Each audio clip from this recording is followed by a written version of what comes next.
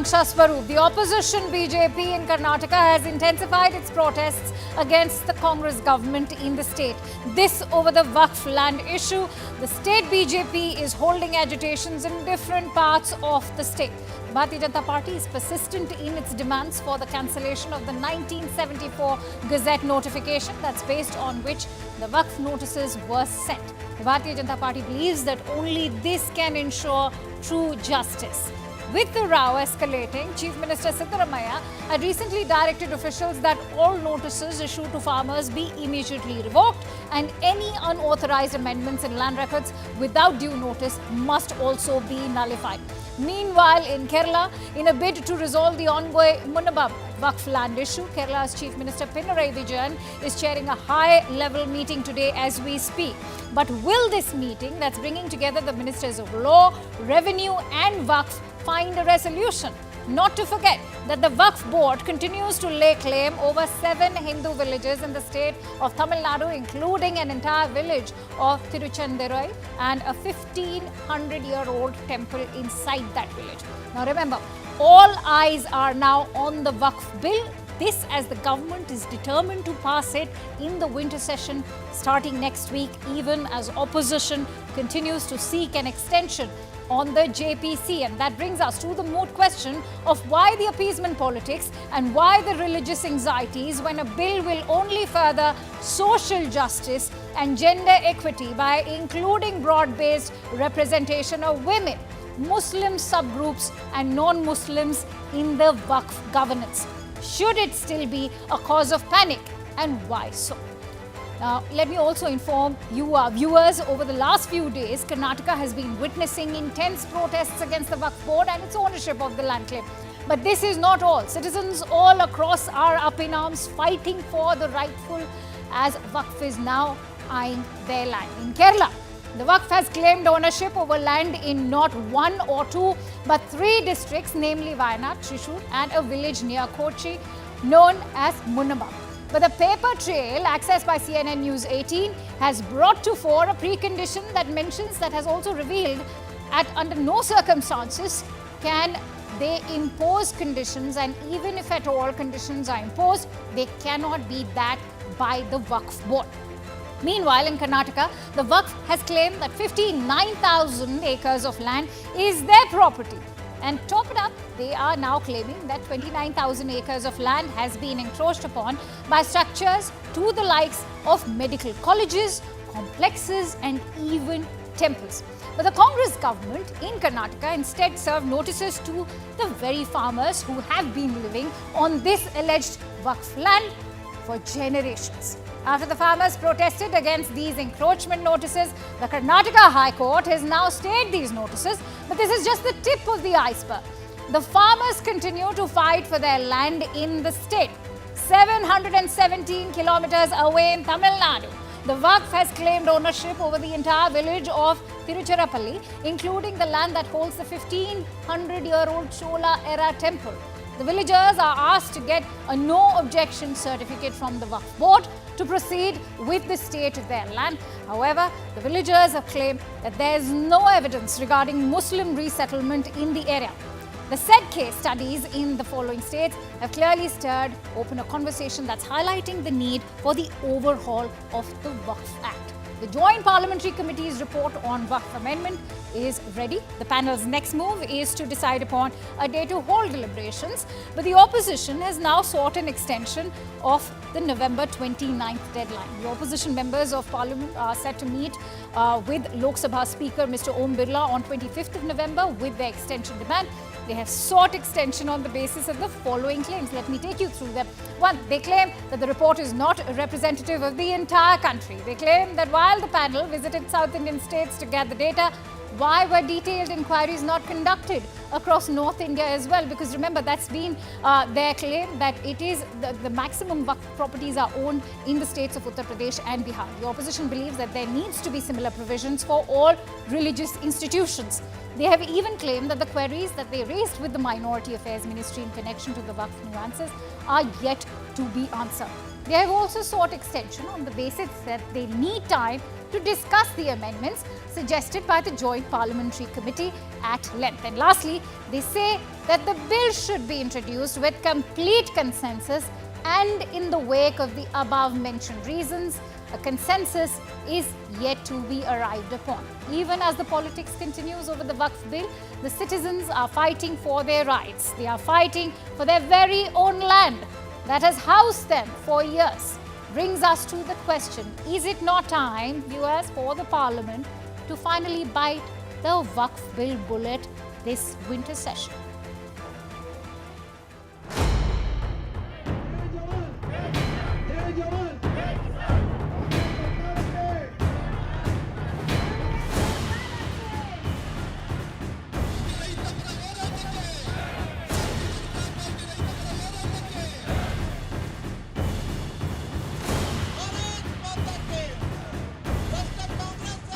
विधान सौदा भी अपना है, अभी हम क्लेम नहीं कर रहा है, आने वाले दिन में हम क्लेम करेंगे।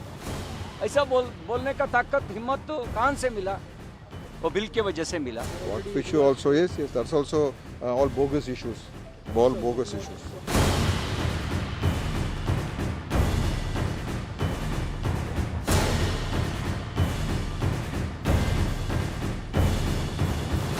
अब वो लगातार इस बात की कोशिश कर रहे हैं कि आप इसकी डेट बढ़ाई जाए या इसका एक्सटेंशन हो। बहुत सारे चीज़ में कंपैरेटिव स्टडीज़ करने की ज़रूरत है, स्टेक होल्डर से बात करने की ज़रूरत हो, तो वो प्रॉपरली स्टडी करें, या ऐसा नहीं कि एक बिल लेके कल जुडिशरी में जो है इसको स्टक डाउन कर दें।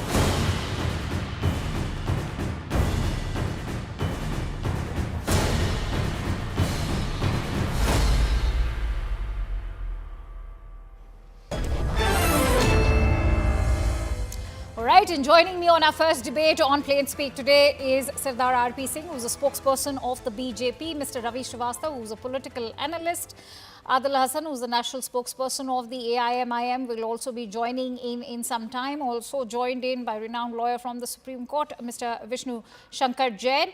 Many thanks to you, gentlemen, for joining in. Vishnu, I'd like to, in fact, begin with you, given the fears surrounding the WAQF amendment bill. As a member of the JPC, share with us the recommendations that have been made by you. First of all, we have suggested to the Honorable Chairperson of the JPC as well as the members of the JPC that this amendment bill has not defined the private property. So we have done legislative drafting wherein we have defined private property, and in this amendment bill we have added the definition of private property as section 3FC. Now the second important point is that in this WAQF amendment bill, the properties which are captured under the ASI, which are protected by the ASI, those properties are also declared as WAQF properties for which there was no protection. That also we have done legislative drafting and inserted it under section 2A of the Principal Act. The third important point is that we have also made suggestions as so far as the applicability of Indian Trust Act is concerned and Societies Act is concerned and evacuee properties is concerned. Now, fourth suggestion, which is very, very crucial, is that, and I think this is the core issue, the properties which are declared as WAQF property wrongly before the commencement of this amendment bill. Now, how those properties will come back to the original owner is a tedious and uphill task for which a nationwide exercise is required. So for that purpose, we have suggested a WAQF Dispute Resolution Commission, and which will be divided into 5 zones: North Zone, South Zone, East Zone, West Zone and Central Zone.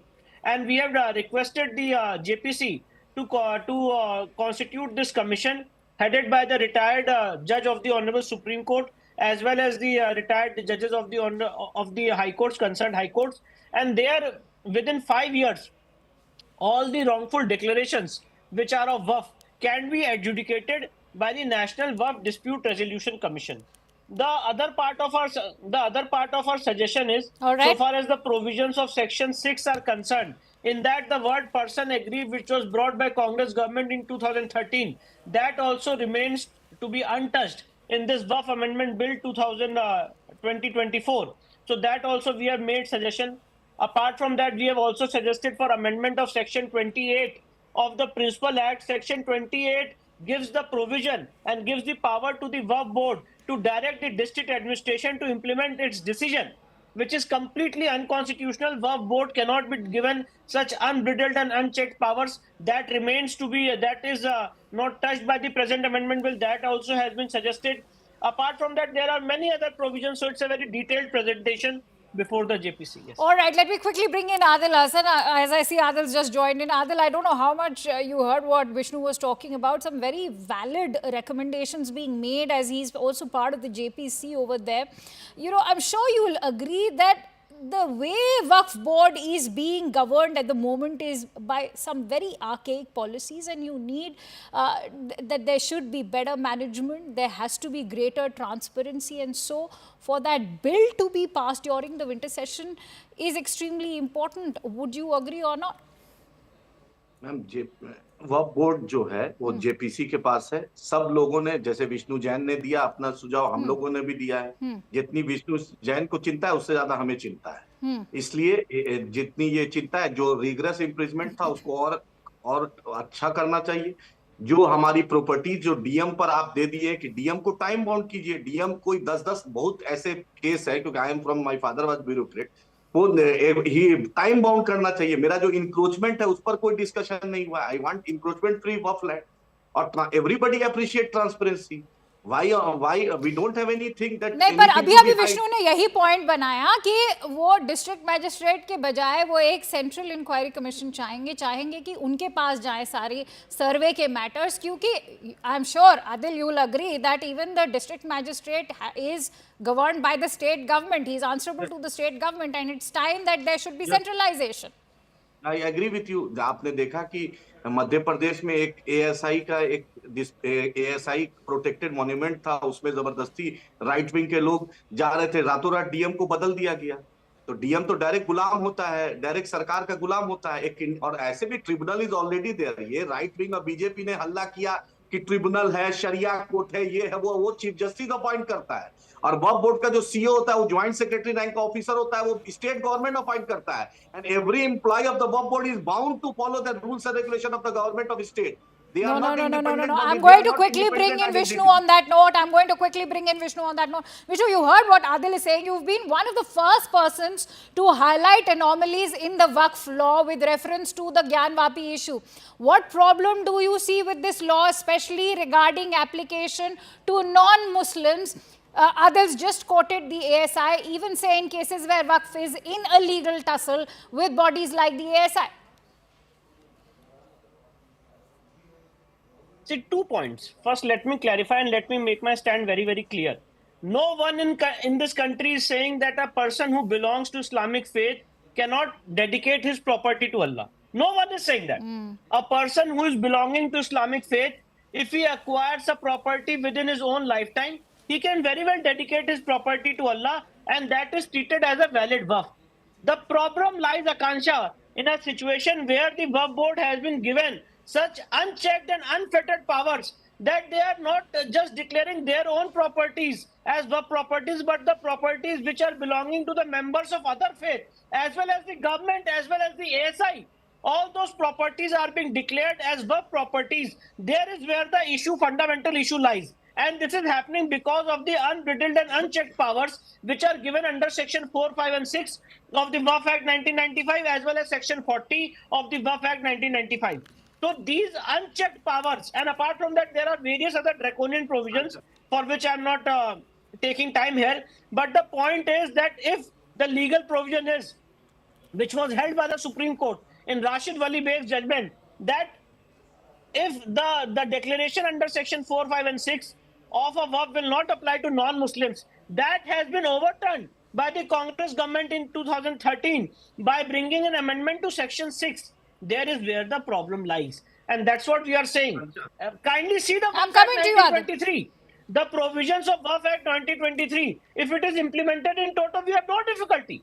But the problem lies where you are declaring the properties of members of other faith as waqf properties. This is against Islamic law. Absolutely. And this is against the constitution of Right. Adil, that's exactly the argument that's coming in. I'll give you time to in fact take that rebuttal. Let's also hear from what RP Singh has to say. Arpi Singh, I'm sure you'll agree the fact that legal critics and experts all over India, unanimously agree on the fact that no Islamic law abroad outside India allows you to take over non-Muslim properties like this. We've seen how 7 villages in Tamil Nadu, including that 100-year-old Chola temple also is being taken over by the Waqf board. Well, although the fact is that Islam came into being only 1400 years ago. So they are talking about that land which is there, which is temple, which is 1500 year old, as their property. That's the issue. That's the concern. Now, as Vishnu said, that they should have no right to occupy the land or claim the land of the other religion or other institutions. I mean, if any Muslim want to donate land, very good. They can donate land. One. Secondly, how the management will be done? Will it be done in the welfare of the community, or will it be done for the welfare of the individuals? I mean, we have seen it is happening in Delhi and other places also, where individuals manage the complete work property for their personal benefits also, because they rent it out, they use it for other objectives also. So all work properties should be used for the objective of the social welfare of the Muslim community at large, whether they are the women or whether they are children, school, colleges, hospitals, other institutions which can be built on the work land, and by the money generated by the work land, then it should be again used for the welfare of the poorest of poorest in the community. Right. I completely agree. And Ravi, I want to quickly bring you in on that aspect. There are only two, opposing views that I have largely, been observing. One is of those highly, deeply fanatic religious ones who call any amendments being made to the existing laws as anti-Islamic, or those who stand to gain through corrupt practices as part of the board or outside it. See, as far as the corrupt practices are concerned, I think the laws are there for that, and every such act can be checked. The Waqf is an owner of 8 lakh acre of property, which is land, which is almost third largest in the country. Yeah, no, in the it country. Is wrong. It is wrong data, Mr. Ravi. It is wrong data. In Andhra Pradesh, Telangana, Odisha, and Tamil Nadu, Hindu endowment have more than 12 lakh acre land. It is the wrong data fed by the RSS. No, but it is, Adil, let's not refute existing facts. Everybody knows that after railways and defense, it is the Waqf board. Why are you diluting this debate by, talking? I will give you all the proof for this. All right, let's listen into the point that Ravi is making. I'm sure Ravi is making a point that will only be supporting you. Yes, please go ahead. I agree with the point I'm making. Sir, I'm just making a little correction. All right, before I... Point I'm making make is your to point. Support, I have a breaking input to coming support you. I'll tell you. I just gave a data which I found it on the records. So if it is incorrect, no problem. You can always No, it is not incorrect. Let me tell you that. No, it is not, Adil. Please. What I'm saying is... Don't endorse fake news. No, that's not fake news. I will challenge you. No, I challenge you before the live channel. No, I will not have you propagate fake news on my channel over here. No, Akanksha. We will not allow We this. know that after defense and, in fact, railways and defense, it is the Waqf board which owns... You are putting wrong data before the nation. No, please. I respect you. All right, please, we have some break. All right, Adil, you are free to endorse the views that you want to, but please do not endorse any kind of fake news over here. Just let's quickly go across to some breaking inputs coming in. In fact, as far as that high-level meeting that was being chaired by the Kerala Chief Minister, we are learning that the meeting has decided to appoint a judicial commission with regards to the Munabam issue. As far as that Waqf board issue was concerned, this commission will now be looking into the land ownership and the deeds at Munabam. Let's quickly go across to Neetu Regukumar, who's bringing us those breaking inputs. Neetu, as we were earlier also discussing, now with this judicial commission being appointed by the Chief Minister, it's also an indication that there's an existing flaw in the revenue departments also, because look, the judicial commission will again be looking at the ownership and deeds at Munabam. See, as far as this meeting is concerned, there are a couple of decisions that have come in at the moment where the meeting has decided that they will have a retired High Court justice appointed as a commission, and within 3 months he will have to submit the report. Not just this, the government will be approaching the High Court to vacate the stay so that the people there can pay their land tax. Now, also the government has decided that they have requested the WAQF board that 9 notices have already been issued to people living there. So they have requested the WAQF board that there should be no further action on this, no new notices being issued, and also no further action on the already issued notices. So the ministers are saying that the WAQF board has accepted this request. So these are the 3 major decisions that have been taken by this high-level meeting right now.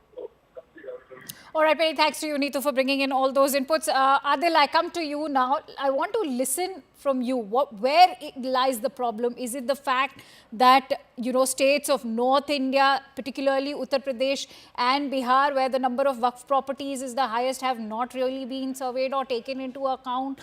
Where is the problem? The fact that we are looking at taking back all of those non-Muslim properties which were encroached upon by the Waqf? Where is the problem? Ma'am, कोई भी non Muslim property या मुस्लिम property लेना नहीं चाहता है। वक्फ का मतलब अपने अल्लाह के लिए, गरीब के लिए, अनाथ के लिए, विधवाओं के लिए, सबके लिए वक्फ के लोग देते हैं, और एक मिशन और एक मकसद के लिए और एक नोबल काउज के लिए देते हैं, एक चैरिटी के लिए देते हैं, एक पायस मिशन रहता है। मेरा आपसे यही इल्तिजा है कि अफजल अमानुल्लाह साहब was retired cabinet secretary and retired parliamentary secretary government of India, the Modi government. He gave a पूरा detailed report. I will share all the details with you कि वक्फ बोर्ड के पास जो हिंदू इंडोनमेंट बोर्ड तमिलनाडु, तेलंगाना, उड़ीसा और आंध्र प्रदेश से 12 लाख एकड़ जो जमीन है, उससे कम वक्फ बोर्ड की पूरे हिंदुस्तान में जमीन है। मैं आपसे गुजारिश चैनल के माध्यम से करता हूं, सुप्रीम कोर्ट के सिटिंग जज से आप एक SIT बनवाइए, जितनी भी वक्फ बोर्ड की प्रॉपर्टी है जो उसका इंक्रोचमेंट है, सुप्रीम कोर्ट के सिटिंग जज उसमें 120 दिन या 150 दिन के अंदर में फैसला दे कि जितनी भी वक्फ की जो प्रॉपर्टी इंक्रोच्ड है उसको आप इंक्रोचमेंट फ्री कराइए। जो इंक्रोचर है उसको जो रिगरस इम्प्रिजमेंट था, मोदी सरकार ने सिंपल इम्प्रिजमेंट कर दिया। हमारा ऑब्जेक्शन है, मोदी जी ये निर्णय नहीं लेंगे कि 5 साल मुस्लिम रहना चाहिए।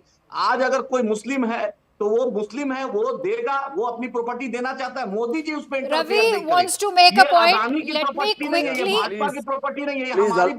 That is why we are having that discussion, Adil. I'm sure that even Muslims who in fact are known as WAQFs, who want to do that charity, would also want to see it going in the right channels, right? I'm sure, Adil, you will agree. But Ravi, I'm going to bring you in, and before I do that, I'd like to share data since the claims have been made. It's my duty to in fact correct that misinformation, because yes, WAQF is the 3rd largest holder of property in India.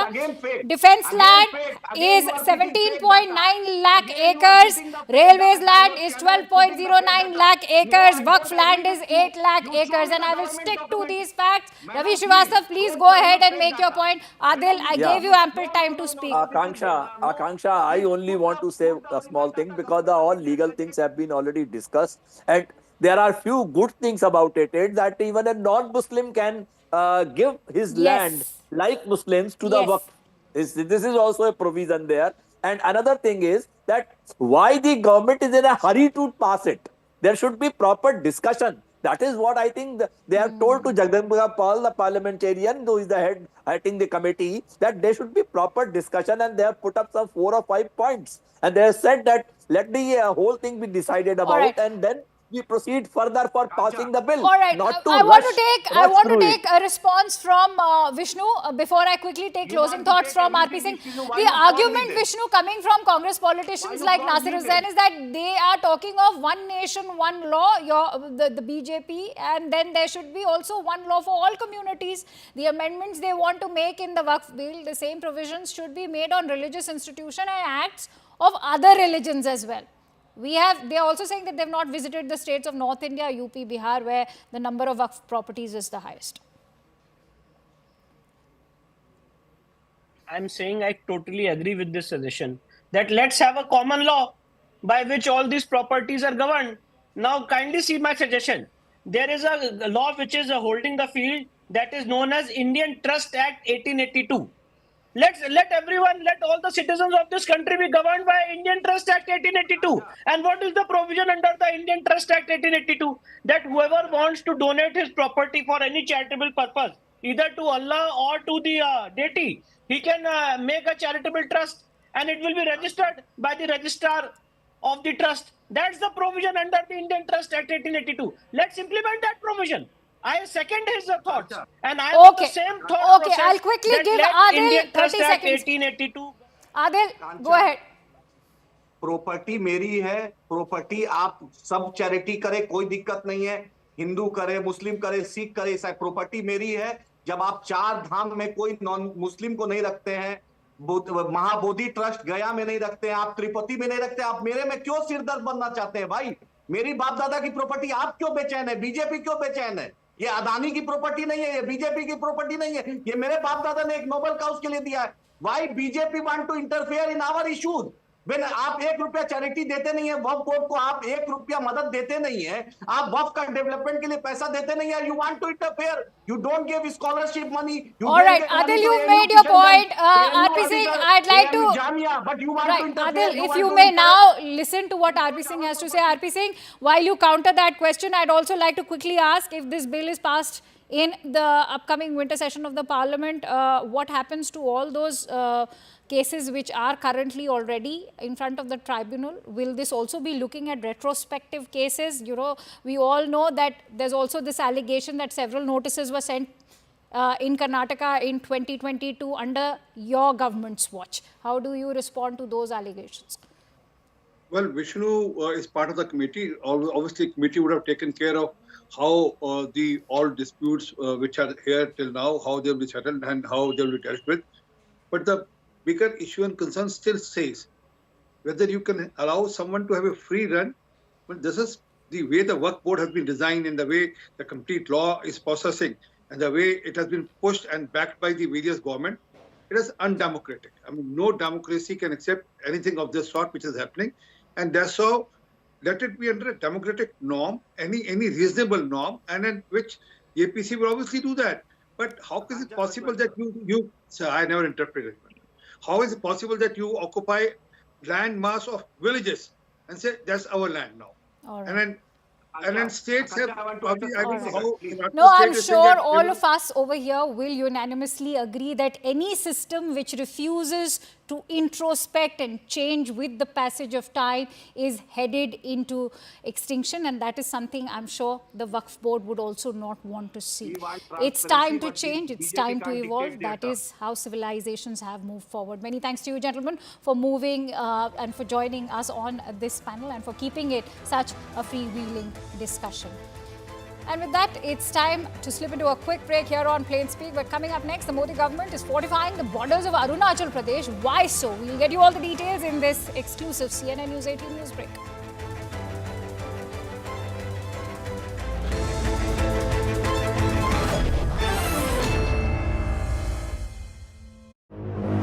Putin lowers Russia's nuclear trigger. Now, NATO countries issue urgent war prep pamphlet while Sweden and Norway warn residents to shelter. Now, Ukrainian President Zelensky condemned Russia's use of intercontinental ballistic missiles, calling the attack undignified and highlighting the devastating toll on civilian infrastructure. Now, in a shocking move, Russia fires its first intercontinental ballistic missile at Ukraine, leaving 2 wounded and damaging key facilities. Now, this comes as Russia claims to have downed British missile rockets and drones, now sparking fresh chaos in Europe. Now, the stakes have never been this high. Путін використовує Україну як полігон. Очевидно, що Путін боїться, коли поруч з ним просто є нормальне життя, коли люди просто мають гідність, коли країна просто хоче бути і має право бути незалежною. Путін робить все, що завгодно, тільки б не дати сусіду вирватись з його рук. І я дякую всім українцям, усім українкам, які захищають Україну від цього зла стійко, хоробро, міцно, гідно. Це одне з головних слів про Україну – гідність. І це слово, яке, мабуть, вже ніколи не скажуть про Росію.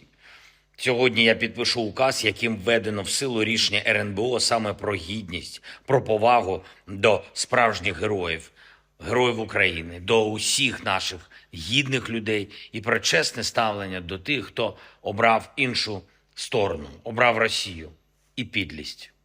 В першому списку таких осіб 34 прізвища. Слава Україні! Так, с нами ли, Да, с нами спасибо ли большое, портал Марина Замечательно. News.ru? Да. Алло. Да, у меня брифинг. Нашего удара баллистическими ракетами, о чем Запад не стали говорить, не комментируют. Да, хорошо, спасибо. С нами ли News?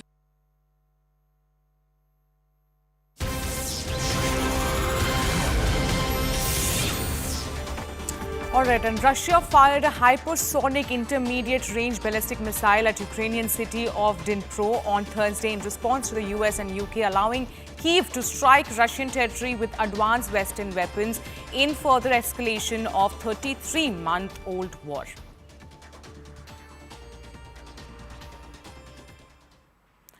All right, so this is what we are getting to know, that first, of course, the intermediate ballistic missile was used by Russia, and now we are getting to know that Russia fired a hypersonic intermediate range ballistic missile at Ukrainian city of Dnipro on Thursday in response to the US and UK allowing Kyiv to strike Russian territory, which happened, of course, earlier this week. And Russia has, of course, retaliated with the intermediate ballistic missiles are concerned. Now, moving on to the statement, of course, that is coming in from the Russian president at this point. Now, Russian President Vladimir Putin responds to Ukraine's use of US arms with ballistic missile strike. Putin said, and I quote, "We have the right to use weapon against military targets of those who use weapons against US." Now, against us, I beg your pardon. The United States made a mistake by destroying the missile treaty in 2019, unquote.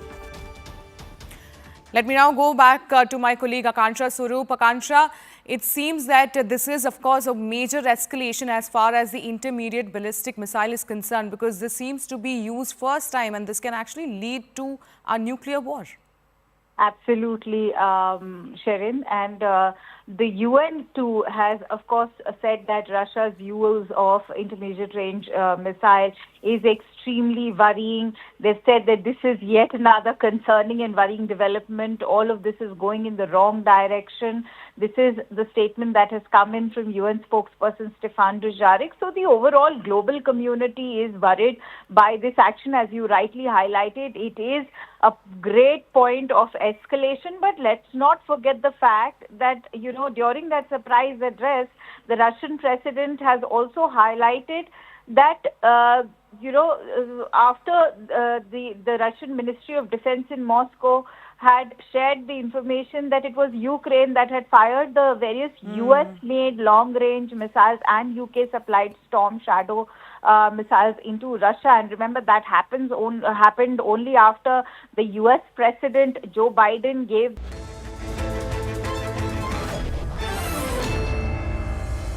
Welcome back. Now, ladies and gentlemen, in a counter to China's frequent provocations, the Modi government has undertaken an initiative to fortify Arunachal Pradesh. The Modi government is leaving no stone unturned to ensure that India is leading from the front and from all its corners, particularly when it comes to defense. But defense alone has not been the objective of this unique initiative.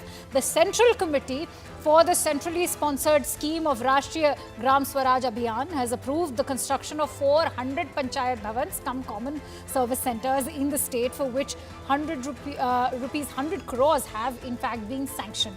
This is in addition to the 939 Gram Panchayat Bhavans with co-located CSSCs already supported by the Ministry of Panchayati Raj in the entire region. According to the documents and recent data accessed by CNN News 18, the government has also sanctioned a budget of 58 crore rupees for building 232 Gram Panchayat Bhavans under Arunachal Pradesh's Vibrant Villages program. And another 42 crore rupees fund has also been allocated to construct 168 Gram Panchayat Bhavans cum CSSCs. This move is, of course, going to fortify Arunachal Pradesh's borders, and it will only counter the threat of Chinese incursions. It will also be an attempt to engage with the local community in a bid to develop ground-level governance. This initiative will turn villages into frontline bastions that will boost development and defense infrastructure on the ground. And with that, I'll be taking a quick break, but on the other side, we will tell you all about the latest and the biggest escalation yet in the Russia-Ukraine war. And where is this headed now? And who's leading to this escalation? We'll be deep diving into this, but in a bit.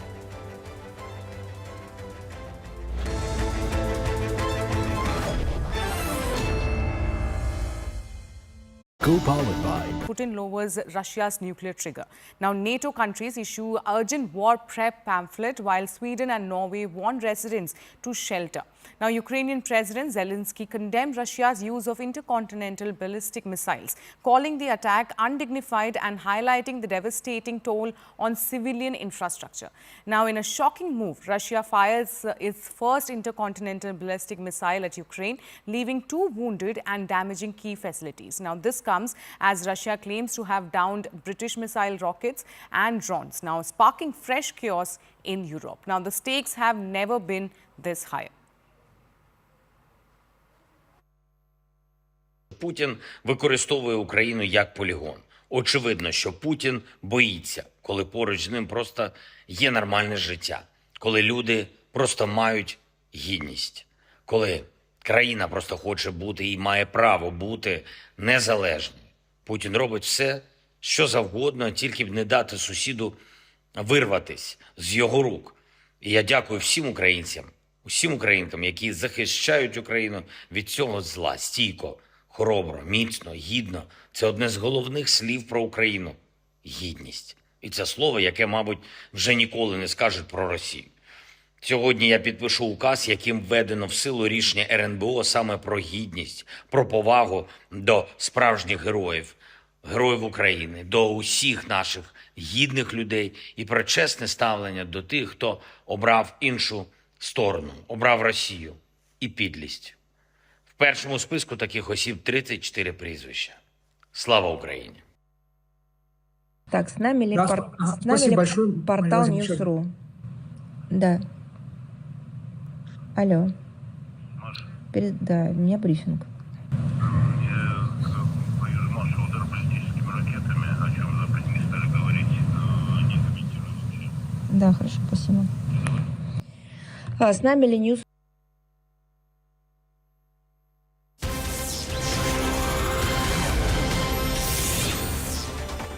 All right, and Russia fired a hypersonic intermediate-range ballistic missile at Ukrainian city of Dnipro on Thursday in response to the US and UK allowing Kyiv to strike Russian territory with advanced Western weapons in further escalation of 33-month-old war.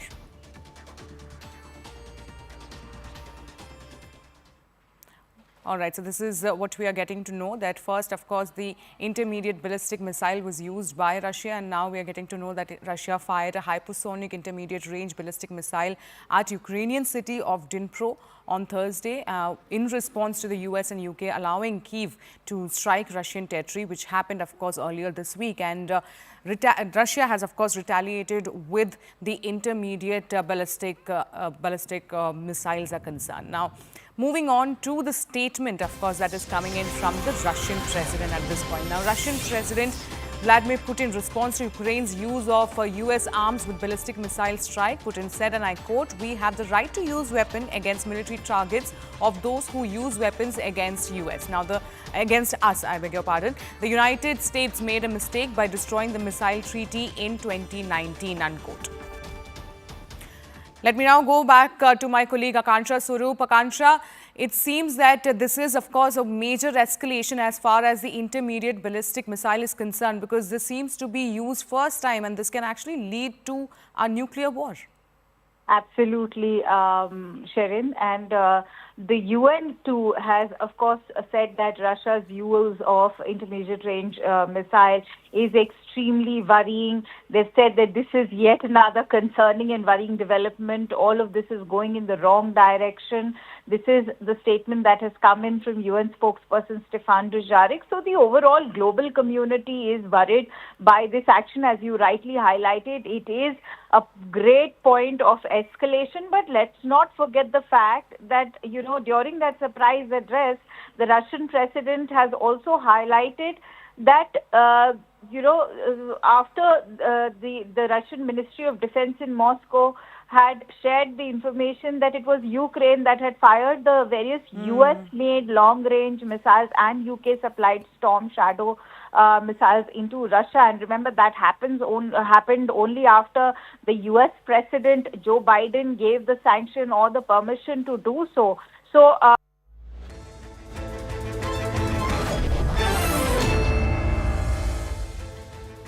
Welcome back. Now, a day after the attack from Ukraine, Russia fired a hypersonic intermediate-range ballistic missile at the Ukrainian city of Dnipro on Thursday.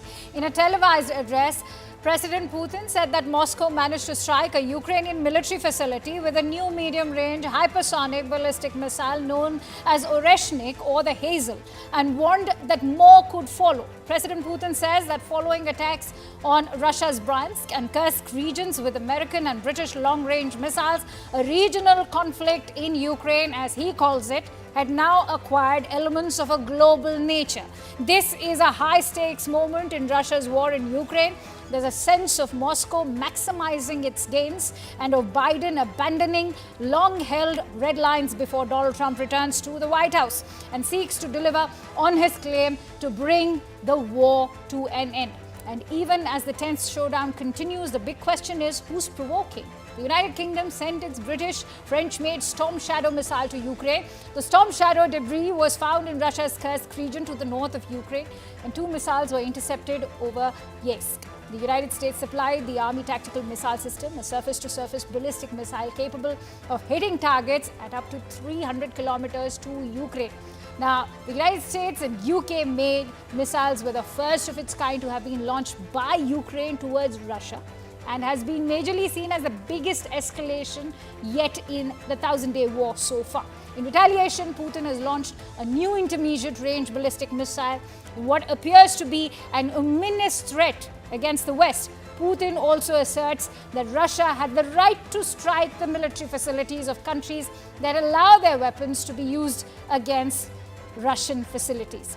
But to understand how real the threat really is, let us also understand the ammunitions that Russia is housing currently, the hypersonic missiles, which are the talk of the town, and the intercontinental ballistic missiles. Both can travel at over Mach 5, that is 5 times the speed of sound, which means they are both 5 times faster than the speed of sound. While hypersonic missiles can maneuver mid-air, the other, that is the intercontinental ballistic missile, have limited maneuverability.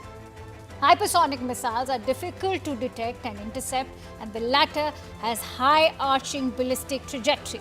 Hypersonic missiles are mostly deployed for precision strikes, while intercontinental ballistic missiles can cover intercontinental distances, just like the name suggests. A striking feature that becomes pertinent to note here is that both the missiles can carry and deliver nuclear warheads, something that the Russian president has already warned Ukraine and its Western allies about, that this time they may not have used those nuclear warheads, but expect it to happen the next time around. And so the big question we are asking on the Ukraine-Russia war, as 1,000 days and counting, Putin or the West? Who is escalating the situation?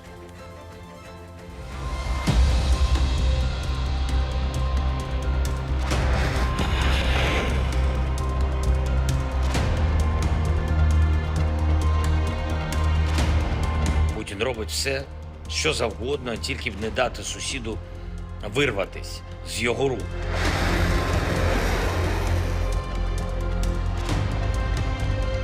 It is not Russia, but the United States who have destroyed the system of international security.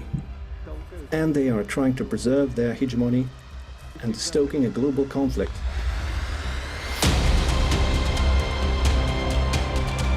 So we have a very good relationship.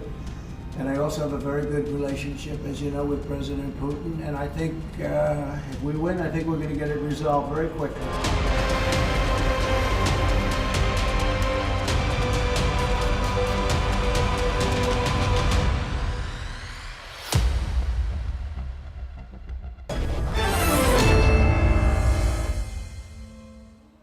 And deep diving with me on this discussion is Ambassador Deepak Vora, who's a former diplomat, Ruslan Botnik, who's the director of the Ukrainian Institute of Politics, and Fred Weir, who's a political analyst and expert of Russian affairs.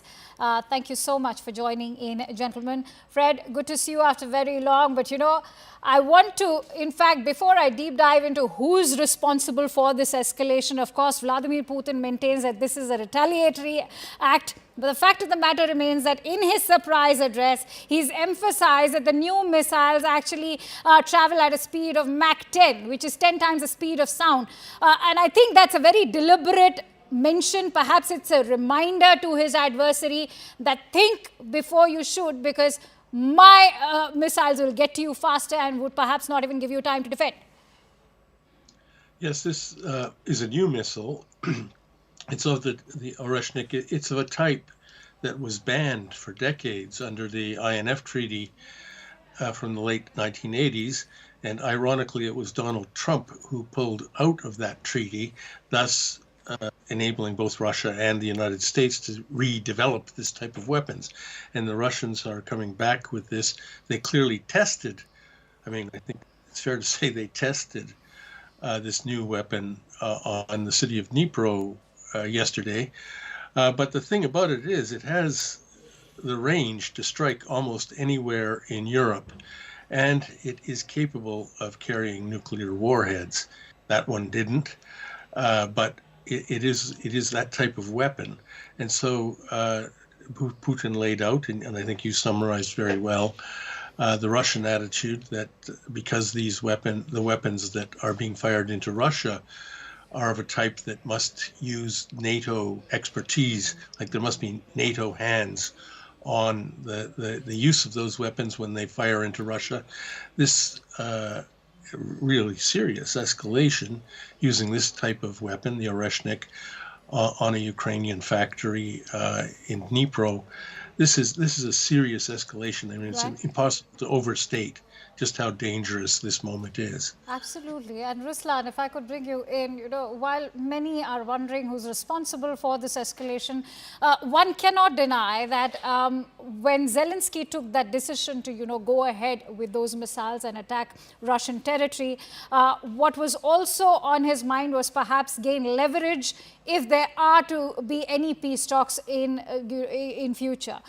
Do you think that move has sort of backfired? But Ukrainian government don't have another chance to balance this war, only the way to escalation, because only growing up the Western support can support Ukraine to even to keep this nowadays balance in the front, even negative balance, because Russian army and Russian forces have advantage in the front line, and they are slowly moving to the west. And so this escalation also, I think, is very necessary to poison the possible soul of negotiation between the Zelensky, Putin, and Trump, with the Trump interruption. And because there is a significant risk from Ukrainian government side that Trump could make a deal with Putin about Ukraine, and the maximum escalation and a possible Russian reaction on these strikes by the Western weapon to the Russian territory would form such an environment, political environment, which will be unacceptable for negotiation, which will be unacceptable even for Trump. So as I see the Russian counter-reaction for this situation, they understand it, and Putin sent two signals for the world, for the Ukraine. The first signal that Russia can use a nuclear weapon against Ukraine.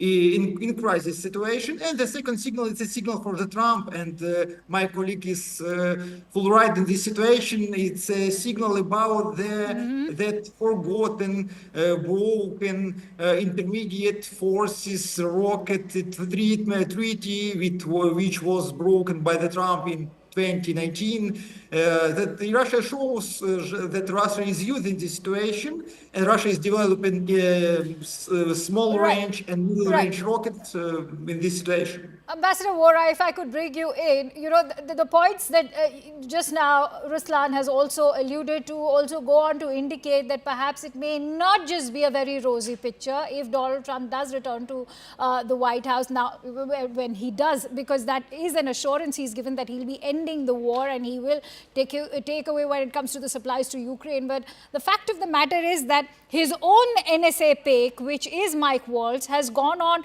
to talk about how he will use an escalation in the Ukraine-Russia war to perhaps gain some bargaining leverage. So how do you see the American intervention, not just now? Of course, many have criticized Biden for that go-ahead that he gave, but even when Donald Trump returns to the White House, how will this now shape up? Thank you very much, ma'am. A great privilege and honor to be on your amazing channel. Learn from you and my colleagues from Ukraine and Russia. I'm right now at an airport in Indore, in Madhya Pradesh, the heart of India. So you see me in a rather uncomfortable position. I haven't put on weight. It's just that I'm sitting very uncomfortably. You look absolutely Nevertheless, fine. thank you very much for this question. Thank you very much. Thank you. May I just add, and with due apologies and respects to our colleague from Ukraine, this is a classic case of the tail wagging the dog. What I see happening, ma'am, at the moment, first, of course, a few hours ago, the former commander-in-chief of the Ukrainian military, a fellow called Valery Zaluzhny, he has said that the Third World War has started because Iran is involved, North Korea is involved, China must get involved, the US is involved, Europe is involved, etc. So he said effectively this is the Third World War. You may or may not agree with me.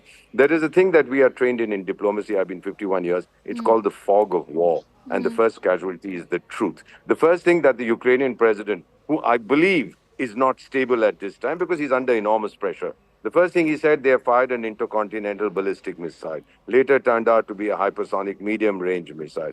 So these kind of claims, and he was trying to force NATO to say that, all right, now we are coming to your aid, because this is the first time in human history that an intercontinental ballistic missile has been used. But that didn't happen because Mr. Putin came on and said, no, we didn't do this. What I see now happening, ma'am, is a desperate attempt, please forgive me, by the United States. Their intention is very clear: weaken Russia as much as we can. They couldn't care less about Ukraine. Ukraine disappears from the face of the earth. Let me assure you, ma'am, I have lots of friends in the United States. I've served there. They would not lose any sleep over it. Their intention is to weaken Russia. And I believe the president of Ukraine has become a willing pawn in this game.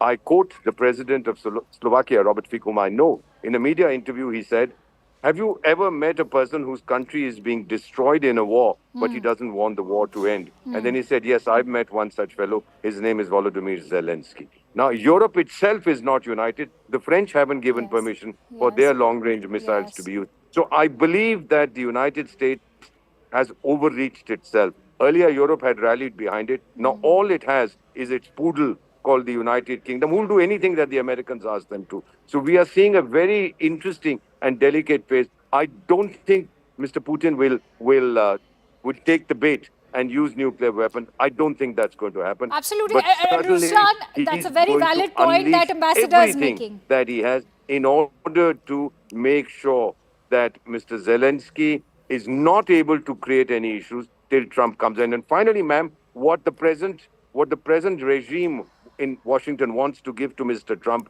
is a hand grenade with the pin pulled out. Ruslan, because you've already seen how quickly these conflicts escalate. You've already seen that happen in Middle East, from Gaza all the way to Lebanon. Why would Ukraine want to even get into such a situation? You've already seen how Norway is preparing its own citizens for a third world war. But having said that, would you like to come up with a rebuttal to what Ambassador just said? I'm partly agree with my colleague, with my former ambassador, but Ukraine has no exit strategy in this war for nowadays, and this is the main problem.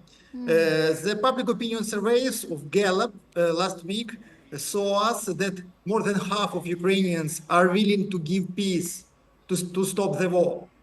But in this stage, no one can guarantee for Ukraine our security, our international and internal security. And this is the main problem for the forming of Ukrainian exit strategy in this war.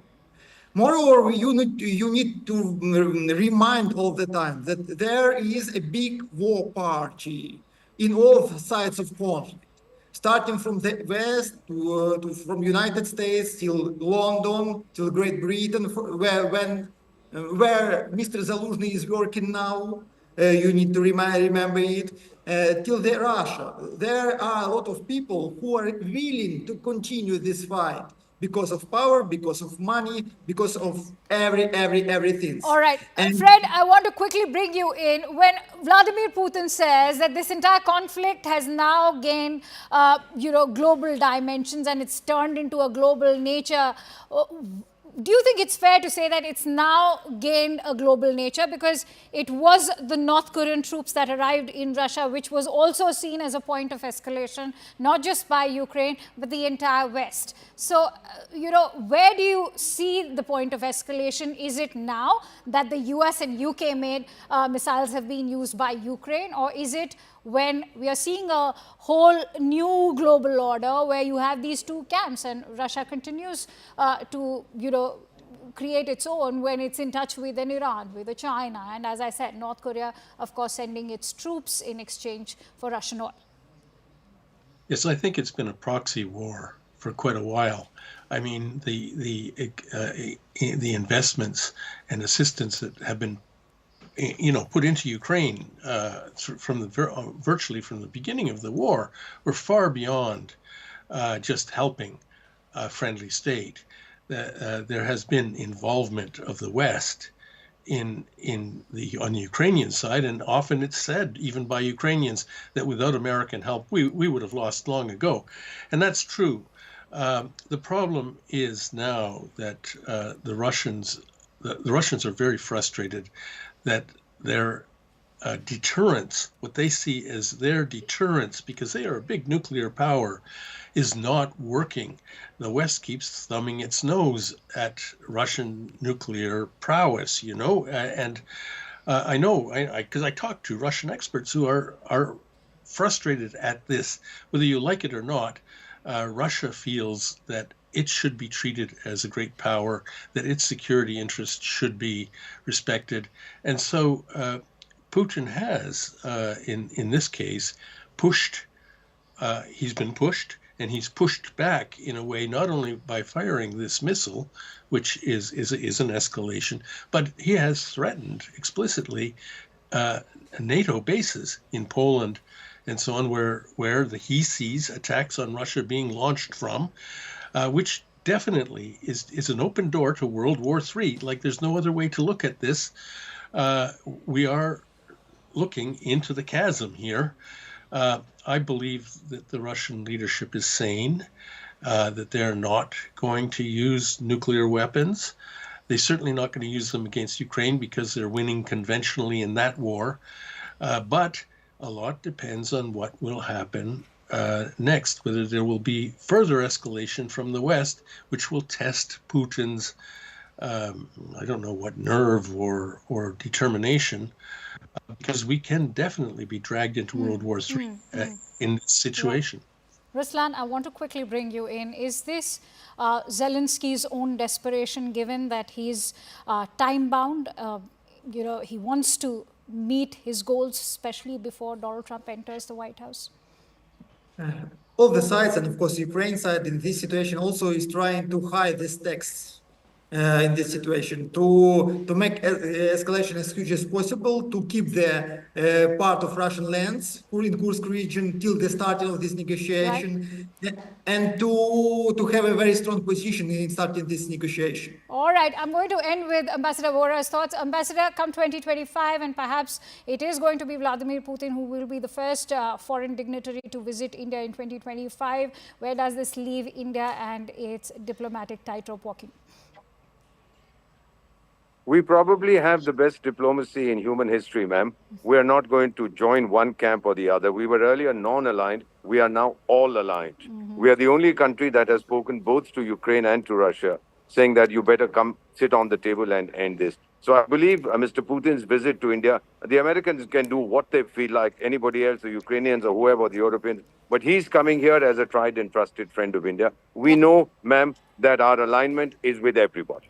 Absolutely. Putin certainly maximized his gains, but Biden at the same time has crossed the red lines. We'll have to see how he wants to exit the White House. Is that the legacy he'd like to leave behind? Many thanks to you, gentlemen. It was a pleasure having you here on Plain Speak. And with that, it's a quick wrap from my end. Next is The Right Stand with Anand Narasimha.